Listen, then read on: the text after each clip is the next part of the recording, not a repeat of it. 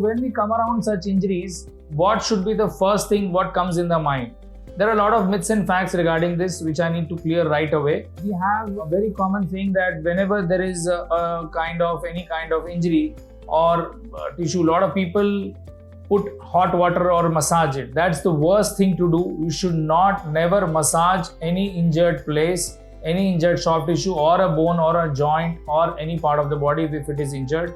Best thing to do after any kind of injury, sudden injury, is just putting ice around that place which has been hurt or injured. So ice is one thing. Put that part of the body to rest. Do not allow it to move, so immobilize it.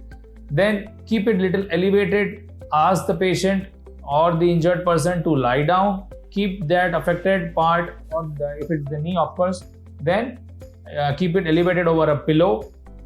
And you can put a compression bandage, what we call as a crepe bandage, that we can always use to allow the swelling not to increase, because otherwise after any kind of injury, there is localized swelling which ultimately leads to a lot of pain because of the pressure and the injury as well. So this is the basic thing what we call as RICE therapy. RICE stands for R for rest, I for ice, C for compression, E for elevation. So what I have explained, that needs to be done. We should not be putting any hot water or oil or any kind of hot water bags and other things if there is any injury.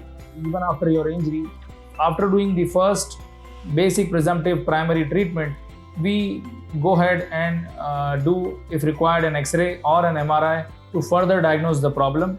Now, depending on what investigation says, and we confirm our diagnosis along with our clinical diagnosis, we have a lot of facilities to deal with such kind of injuries. Of the common knee injuries is for ligaments and internal part. So the knee is totally covered by a capsule. There is a capsule along all the sides. So these entire inner structures are covered within the capsule. So there are structures in the capsule which we call as intracapsular structures, which are these ligaments, the anterior cruciate and the posterior cruciate ligament. And there are structures outside the capsule, which is this medial collateral and the posterolateral complex or the lateral collateral ligament.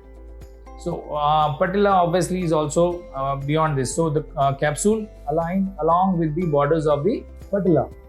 So within the capsule, what are the structures which can be injured? This can be the ligaments, which I already told, which can be the menisci, either of them, or then there can be a cartilage injury. Now, what is cartilage? Cartilage is the lubricating surface on the articular surfaces which articulate with each other over here and here. So both surfaces would have a layer of cartilage. Also, there would be this third compartmental area called as the patellofemoral compartment. This also is covered with the cartilage. The undersurface of the patella bone or the kneecap bone is covered with the cartilage, and which articulates again with the cartilaginous area over the femoral condyle. So there can be injuries of the cartilage of the patella or the femoral condyle.